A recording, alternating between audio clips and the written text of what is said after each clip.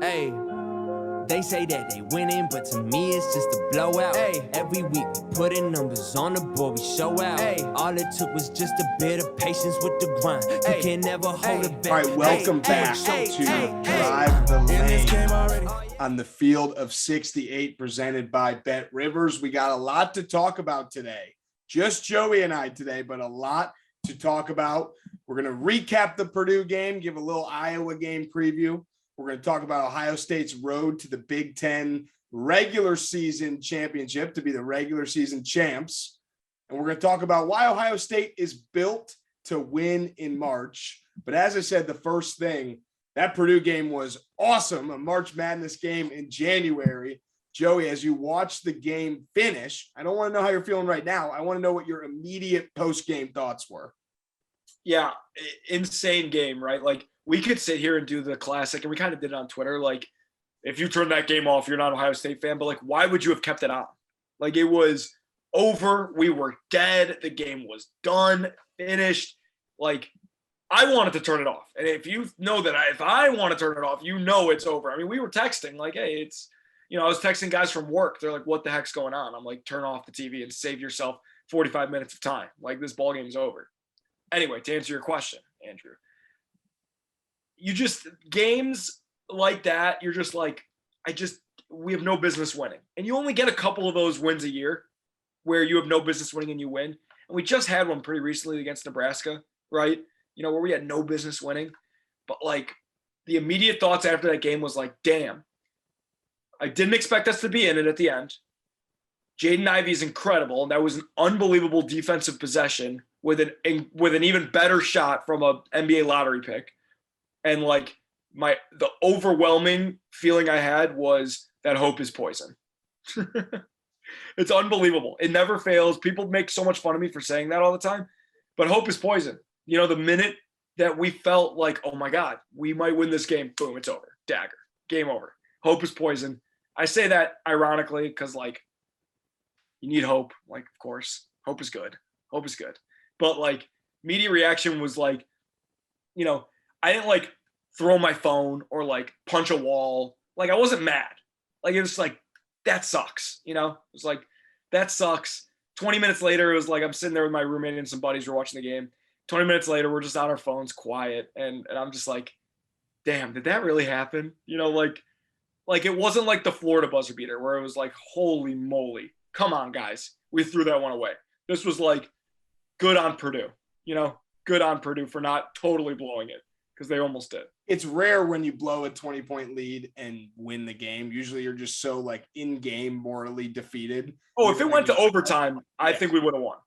Well, what I couldn't believe about the game was that it wasn't like a 1-point game with a minute left. It like really took a 3 and then the Kyle Young steal to another 3, which of course Kyle Young, ultimate glue guy, Elmer's glue. But it took super glue. Right. It took like heroic efforts. It wasn't just, it ended up being, all right, a couple minutes left, great 20-point comeback. Like, it was like, if there was 30 seconds left or if there was 30 seconds less in a basketball game was, for this game's 39 minutes, they're not in it. It's over. Yeah. Like, it's funny, right? Like, Ohio State could have been down like 15 and like the first 10 minutes, they cut it to 5. And then the rest of the game, it like teeters 7-3 to 2 to 6. It wasn't like that, right? Like, it was, the comeback started with like 14 minutes left in the game and went all the way to the buzzer, basically, and it was remarkable because obviously the fight that this team has is just, it's insane because Purdue is more talented. They're playing at home. Like, they're bigger, they're stronger. They got the better side of the whistle, which I'm that guy on Twitter that is mad at the refs, like, because I couldn't be mad at refs for so long in my life that now it's like, I'm going to be mad at refs for all the voiceless people that can't be mad at refs, But like, at the end of the day, it's like, just play basketball. And we proved that, like, we figured it out a little bit, but man, we got a bad whistle and Purdue is better, more talented. I don't even know if they're better, more talented. And they're at home. Like, that was a valiant effort to get back in that game. And like, you gotta, players are they're the reason why that happens. Guys like EJ Liddell, Kyle Young leading the way saying, fellas, this one ain't over until we say it's over. Like, let's show them what we got type of deal. And hopefully they take that momentum into the next game against Iowa, because we were struggling offensively, obviously. And like we said on the show, like we said in the Twitter space before the show, a game against Purdue, at Purdue, any road game really, like, you got to score. You got to score. And we were not scoring. We were not hitting shots until the end of the game. And against Iowa, we're going to have to score and hit shots because that's what Iowa does. They make shots. So it's going to be interesting. Even though we said like it had to be a crazy high scoring game, like you see like 79 points, 81 points. And like, obviously there's games that are higher scoring than that. But when Ohio State's had games when they're in the 50s, low 60s, like that is a high scoring Big Ten game. So, totally. I mean, not to tip our own cap, like we nailed it. Like you're gonna have to score as much, not muddy it up, as we were asked. Like, are they going to be able to win the game by keeping it low scoring and defensive battle, or are they going to have to match the scoring? And they clearly had to match the scoring. There's two players I want to talk about that moving forward I think are key and essential. First thing is, would have loved to not have the Ncaa Johnson injury, because I'm so curious where his like level would be right now if he didn't miss the time that he did. Because he has those little moments where you're like, all right, they don't have a guard problem. Like Michi's fine, but then he has the moments where, he's doing nothing for a little while. He gives you too much nothing, if that makes sense, where he'll go in his spurts. And it's tough when you got EJ and now Malachi emerging. So Ncaa, end of season Ncaa, excited to see what that looks like. And the second thing I want to say, and I'm going to go on record as the first, and I'm putting the ultimate quotes around this, the first media member to say that I think Malachi Branham continues to shine and is in the NBA next year and not on Ohio State. So I'd like to be the first to openly say that. Would love to be wrong as a fan. You'd love to be wrong there. You'd love to see a guy come back in his second year, have a Keegan Murray type year where you lead the league in scoring. But I think they're going to rely on him too much the rest of the year, that he's going to have to show what he's capable of. Yeah, obviously, to touch on Ncaa, I'm with you. The COVID pause combined with injuries for guys, it's like, damn, like where would this team be right now? Big what ifs. But on the topic of Malachi, it's the ultimate like win-win, loss-loss sort of deal, right? Like if he goes to the NBA, it's like, wow, that means he must have had an awesome end of the year and we must have had an awesome end of the year. But we lose him. If he comes back, it's like, okay, great, we got Malachi back. He instantly is like a preseason first team All Big Ten type of guy. Mm-hmm. I disagree with you. We've talked about it a ton. I think that while he could go to the NBA, sure, and be a second round pick, like right now, especially, obviously, who knows, if he averages 20 points the rest of the year, then that probably moves him into a first round pick. But as it stands right now, he could go and be a second round pick. Great. But you got to think, if you're Malachi, the plan all along was 2 years, because EJ is going to take all the shine this year. They're going to need someone to fill his shoes of the go-to guy next year.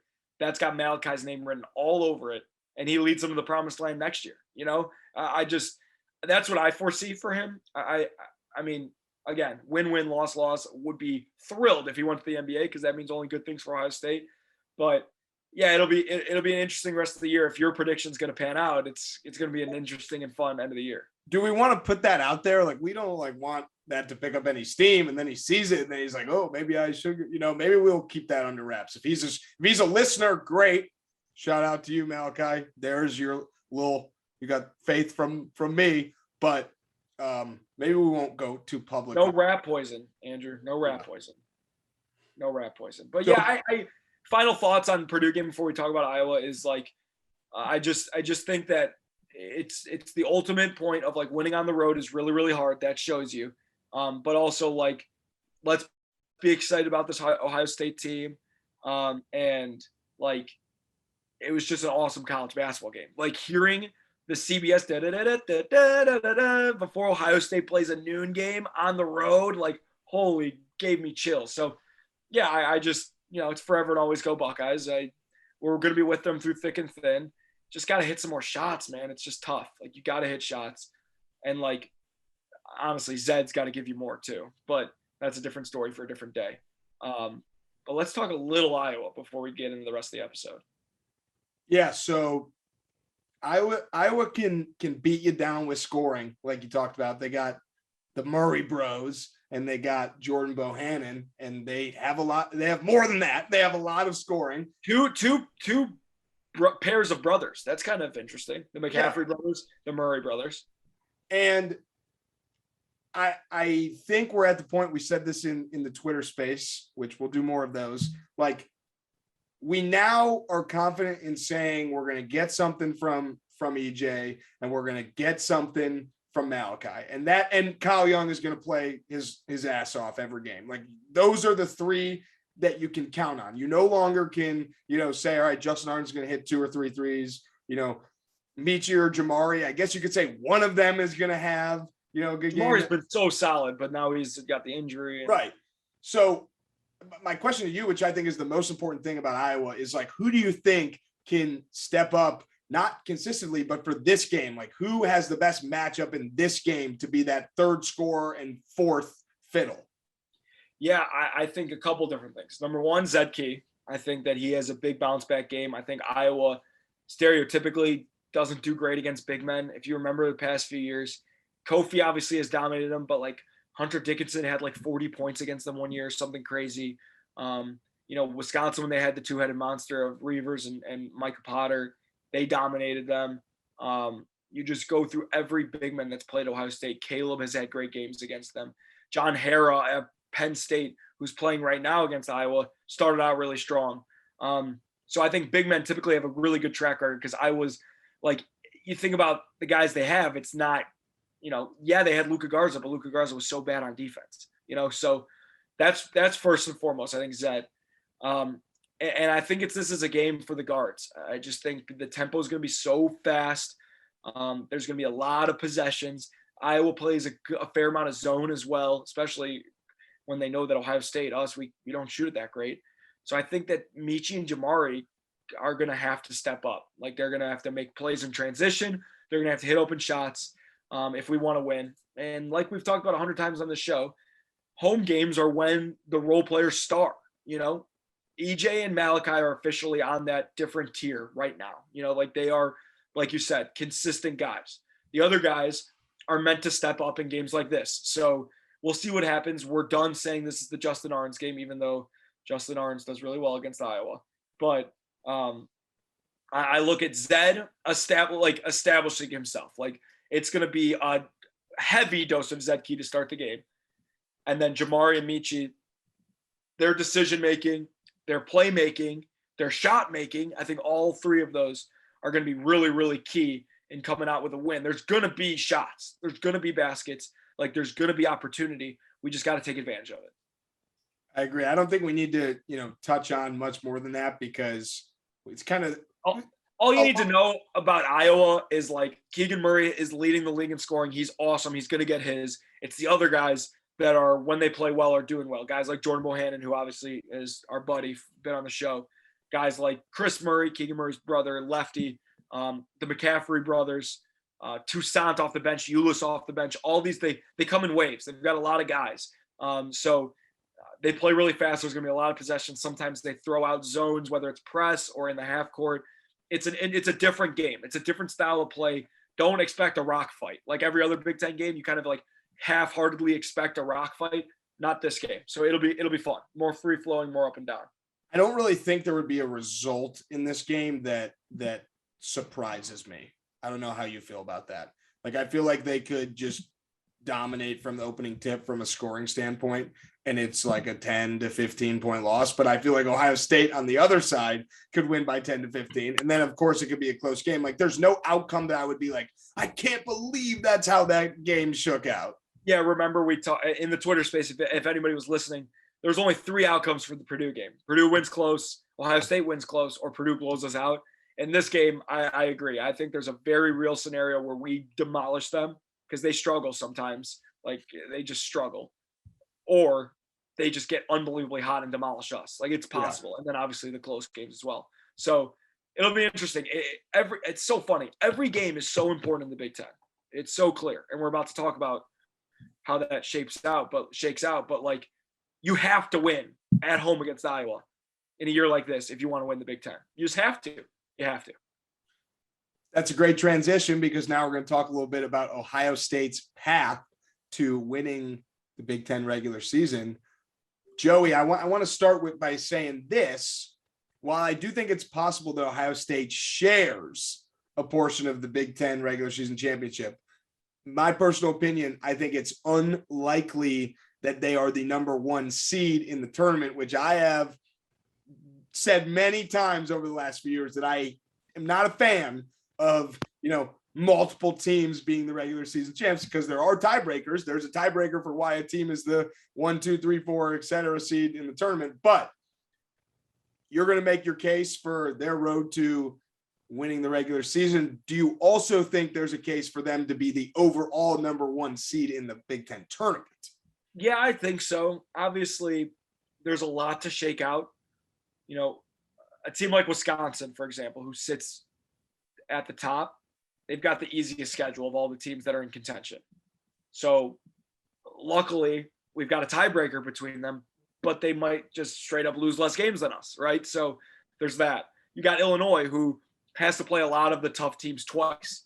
When I look at Ohio State's, so that obviously creates a different sort of element than Wisconsin, where I'm more worried about, okay, what's the tiebreaker going to be with Illinois, because we have a better chance of, we play worse teams, right? So, you look at Ohio State, they've got, I'm looking at the women's basketball schedule, because they play, funny enough, they play Iowa tonight as well. While you're pulling that up, I'll say this. We also don't know about the rescheduling. So the numbers could look a little wacky, like in general, like Ohio State could win by having significantly less losses, but also less wins, who knows how that's going to end up.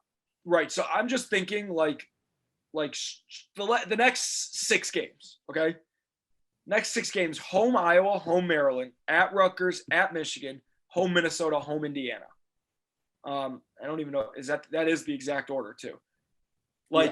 You got, if you want to win the Big Ten, you got to win 5 out of 6. And I think that it's not easy, but if you wanted to play teams on the road that were competitive but not the best, like Michigan and Rutgers are those teams, right? So that's just further proving my point of hey, Ohio State got a nice little road. After that is when it gets tough. After that they play let's see here. I'll tell you. After that they play at Illinois, at Maryland, home against Michigan State, home against Michigan. That's a tough finish, So it's you can break those up into 2 segments, right? Go 5 for 6 and then 3 for 4 in the second segment. 5 losses they give you a real chance to win. Because we're building the path and not just hey, we think they're going to do it. You got to win 5 out of those 6, like you're saying, but one of them has to be Indiana to make up for the loss to them earlier in the season for standings, not just for overall record, but if you're wanting to finish in the top, Indiana could go 5-6 or 5-1 and then, or 6-0 in their next stretch. But that's the game that is super important. 100%. And likewise, the back half, at Illinois and home against Michigan State, you got to assume you're beating Michigan State at home, right? If you want to win, because you got to win your home games, all of them, for the rest of the year. And then it might boil down to, okay, February 24th, in Champaign, that's a if you want to win the Big Ten, because Illinois has X amount of losses and Wisconsin has X amount of losses, and Indiana's now out of the picture, blah blah blah blah blah blah. That might be a game where, okay, Ohio State is 1 back in the loss column with Illinois. They have to win that game, and they do, and then they go, okay, we control our own destiny now. We win the last 3 and we clinch a share. You know what I mean? And it's hard to look out that far in advance, obviously, because there's a lot to be done. But that's a game that you have circled. At Illinois is probably a game that you have to win as well. Here's what scares me, and this last thing I'll say about it, because like we said, it's a ton of speculation. What scares me is at this point they have 1 more loss than the top 3 teams and 2 or 1 less wins. So just from an overall number standpoint, you're at a disadvantage. Right.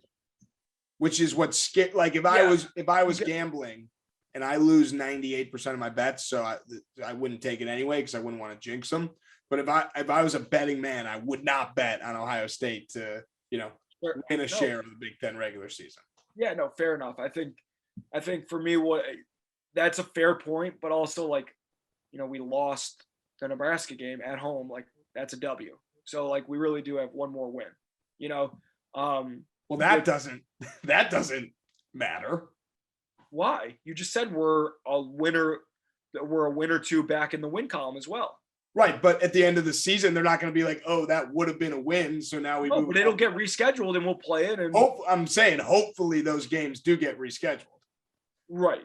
Well, yeah. I mean, like, it's a weird. Obviously, Michigan and Illinois are still fighting about how like Michigan won because their win percentage was higher, but Illinois beat them and like all this stuff. But like, just for whatever it's worth, looking at Wisconsin, who's in first place right now, their road to a championship is like, I mean, not a cakewalk, but it's a lot easier.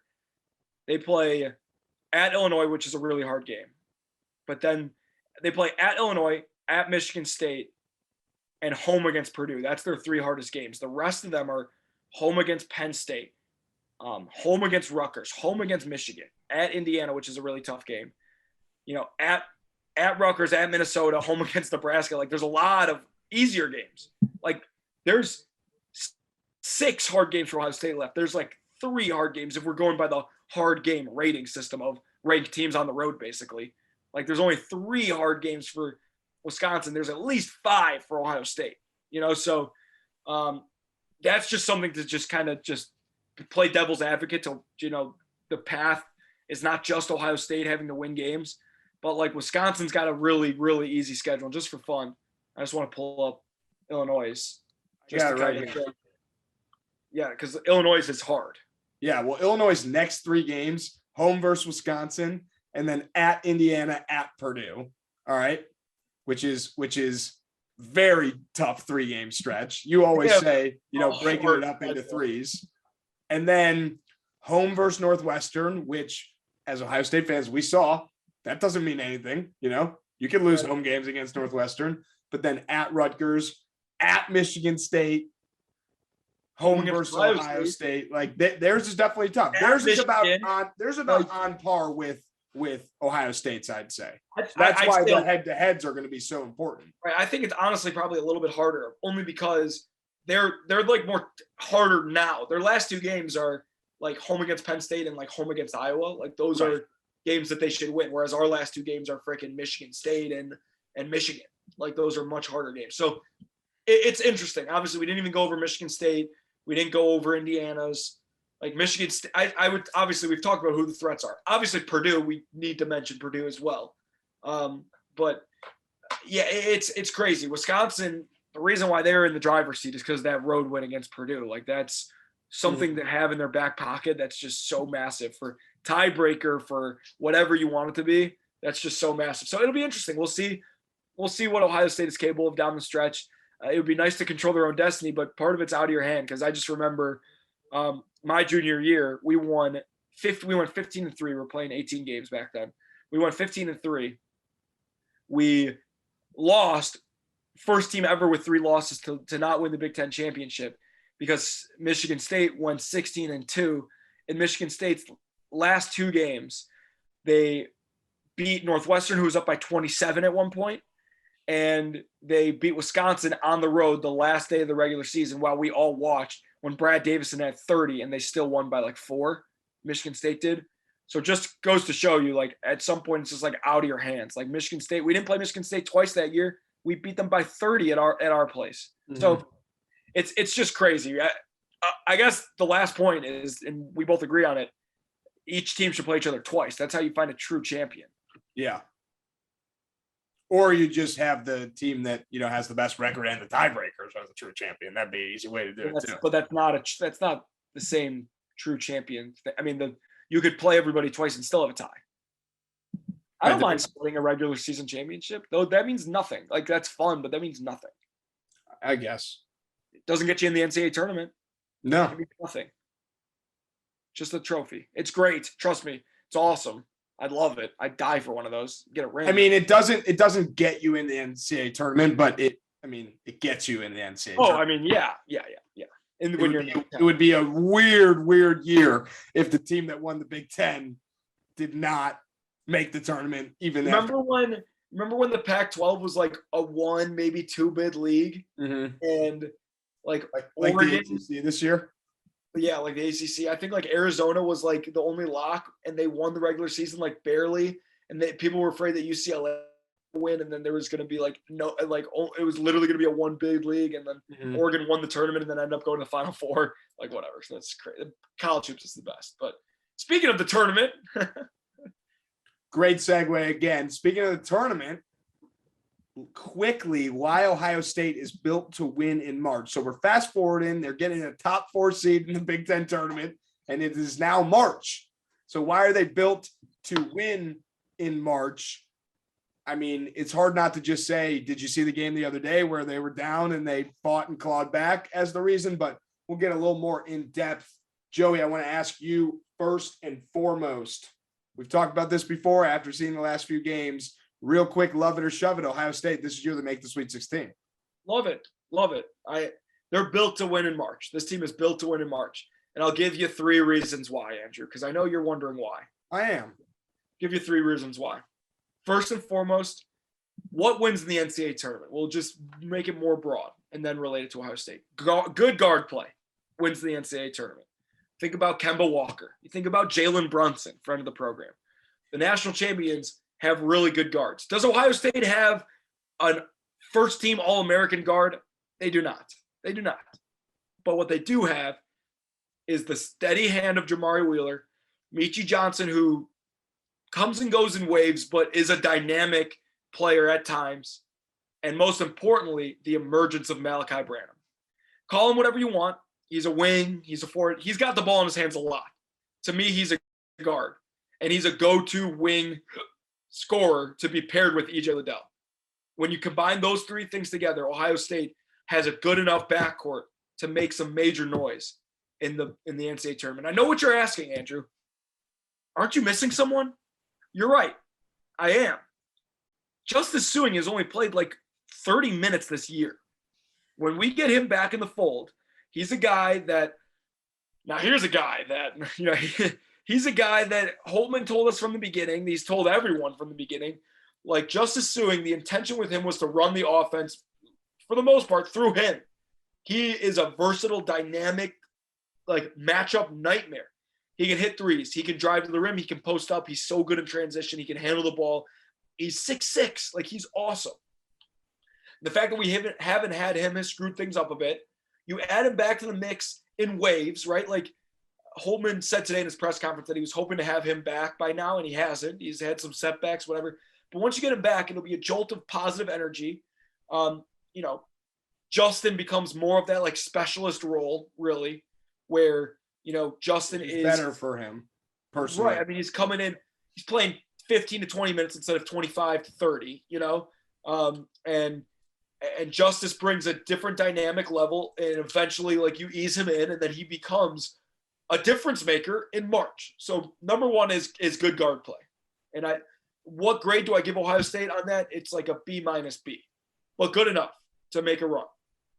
I think what worries me about a deep run and build for March is matchups are so important. And I know I'm just stating the obvious here. Like, for example, last year, you get a team that just, leading scorer in the country. Now you have to score more than you're used to.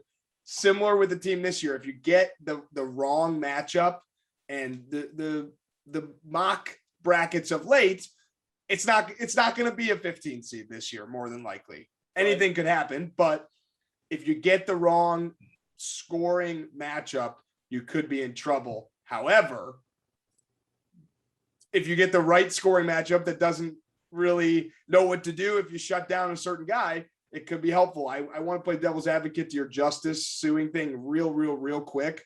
As it's later and later in the season, my mindset is more like, all right, what are you really going to get if he comes back 2 weeks before the Big Ten tournament? What are you really going to get? You know, it's a fair point. If he comes back right now, what are you going to get? You know, last year we were talking about, obviously Justice Suing showed more last year than Seth Towns, who was hurt for, multiple years. But I remember we were having this conversation about Seth Towns last year. I'm just being, a little more pessimistic than normal. 100%. And I don't disagree, but like Seth Towns is different because Seth Towns is hurt. He was hurt and coming back and playing as a shell of himself. I don't think Justin Ewing will come back unless he is 100%, and that the coaching staff and his teammates and everybody agrees, like, I'm coming back to help this team. Right. And what if they make a decision that he's not 100% at all at this point? Then we don't who knows? Maybe then he plays 15, 20 minutes a game, or he doesn't play at all, or whatever. Yeah. I mean, we can only control what we can control when we're sitting here on this Zoom, right? Like we have unless you're taking like who else's minutes that's been in the rotation lately besides Justin are you like comfortable lowering or removing for we talked about this on last episode, same thing. Yeah, I mean, like he would play more than Ncaa would, like you would take 5 minutes from Jamari and 5 minutes from Ncaa and 10 minutes from Justin, you know what I mean? And then he's playing half the game. It's like in 2K. Did you ever do the when you have your team, you're like, I drafted 5 guys and traded for Steph Curry. Like Steph Curry's playing all 48 minutes. Right. Yeah. No, totally. So that's number one though. Guard play. It's good enough. It's good enough. That's the bottom. We're going step by step here. Second is coaching. I think it's fair to say that we have one of the best coaching staffs in the country. And coaching isn't just X's and O's. It isn't just recruiting. It's much more than that. I think that what Coach Holtman and this staff brings is this element of this family atmosphere, number one, where guys are pulling for each other. They want to win just as bad for Coach Holtman as they want to do for the guy next to them. They want to win more for the university, for Ohio State, than they do for themselves. You know what I mean? That's number one. And then number two, like, they are like the ultimate like motivators, right? They're never out of any game because of the positivity and the can-do attitude and the, hey, we're not out of this. Hit singles. That's what they always say. Hit singles, hit singles, hit singles. That atmosphere, the culture that they've created, it's just made for March Madness, right? Like you're never out of any game in March unless you've got players or coaches that are quitting, right? And this team's got no quit in them. And I think that starts with the head coaches. So I think coaching is another major key to winning in March. I mean, how many years do you see the NCAA tournament trophy raised by a coach who is irrelevant, right? You need good coaches. Yeah. I mean, you nailed it right there. You named the one thing that they need to improve on and the one thing that absolutely is not going anywhere, which is guard play. We've said it all year long, got to improve. Coaches aren't going anywhere. The other thing I would add that, goes without saying is every game, God forbid something terrible happens, but every game you have EJ Liddell. And anytime you have EJ Liddell, you have a chance to win. There's teams that are good like Michigan State. Michigan State doesn't have an EJ Liddell. So like Michigan State might be built to win in March because if they get in foul trouble, they got dudes on the bench, but they don't have, hey, go give us 25 tonight in the win or go home game, where you're very, very confident that EJ Liddell will do that if needed. So I actually think that's the number one reason. Well, Andrew, it's a great segue that you make there, because the last and most important thing in winning in March is having a superstar. Yeah. I thought you were done. My bad. No, it's okay. It's funny because obviously we went over the stuff before the show, and you nailed it on the head that teams, you go up the ladder, a lot of teams have good guards. Not as many, but a lot of teams have good coaches. But there's only a few teams that have superstars. You call it 10, maybe 12 teams that have superstars. And pretty clear that Ohio State has a superstar. And you're exactly right. There are games in March where shots aren't going your way. The other team is on fire because, they're going to be playing a lower seed, that it's going to feel like their Super Bowl playing Ohio State. Someone who can combat that energy is a guy like EJ Liddell. A superstar like EJ Liddell, who you're exactly right, can get you 20 and 10. It's going to be a menace on defense as well as offense, and is an incredible leader. I think that it's overlooked a lot of times that players win games in college. Like people, in the NBA and the NFL, like they talk about how players win games, but like in college basketball and March Madness, like you can get out coached, absolutely, but like at the end of the day, players are going to win you games. And we got one of the best in the country, EJ Liddell, and that's what at the end of the day makes me feel very, very confident. And I know, obviously, you already said it. You feel the same way. My final point before we buckle up and drive the lane is that there's 2 teams in the Big Ten that knock off the 2 things that you just said with 1 player, which is Wisconsin with Johnny Davis and Purdue with Jaden Ivey, is they have superstars and their guard play all in one. Devil's advocate to that, though, is what if he's not? What if one of those guys isn't playing well? With Ohio State, if EJ's not playing well, you get improved guard play. And even though Malachi, you said it, not a guard, we group him into that because of the team needs. He's assembled a little bit of a point guard mindset. But I mean, you look at those teams that just have that all in one. It's a blessing, but it also can be a curse. So, yeah, I think the only other team to kind of loop into that is Illinois with Trent Frazier and Curbelo. I think that they are. Curbelo can be a star, sure. Trent Frazier is incredible, and Plummer is unbelievable as well. Oh yeah, and they have Kofi. Right. Well, Kofi is the actual star, but like, I see like Underwood's an awesome coach, but he got his ass out coached by Porter Moser and Loyola Chicago last year. So it's like, yeah, we talked about loses earlier. That was a lose game last year. Yeah, exactly. So like, I think there's a ton of teams that fit the bill for that. I think Wisconsin obviously is one of them, but like they've had so many close games. Like the metrics hate them. Like KenPom doesn't have them as ranked as they are in the AP poll. So that's interesting. I think Illinois is awesome, but like the coaching, they got out-coached the NCAA tournament, but they're incredible team. Like they are, I think, the best team in the Big Ten. Purdue checks all those boxes without a doubt. And then Michigan State, they don't have a superstar, but they check the other boxes, so it'll be interesting. It'll be interesting. Let us know what you think on Twitter. Of course, follow us at Drive the Lane Pod. I'm at Andrew Zolden. Joey, you are? Joey Smoke 14. Follow us. We're going to do some stuff before games moving forward. Like we said, spaces, no promises on any games, traveling a little bit. No spaces this for the Iowa game. Sorry. No time or space for spaces. No time or space for spaces. Me and Andrew are going to be all over the country. So respect the pod grind right now, everybody. I'm watching the Maryland game on Sunday in Vegas. No big deal. I'm watching the Maryland game on Sunday in Monterey, California. No big West deal. Coast boys. Yo, should we just meet up? Yeah, you can come to Vegas. All right, deal. Sounds pretty good. All right, buckle up, drive the lane. Go Buckeyes. Beat the Hawkeyes.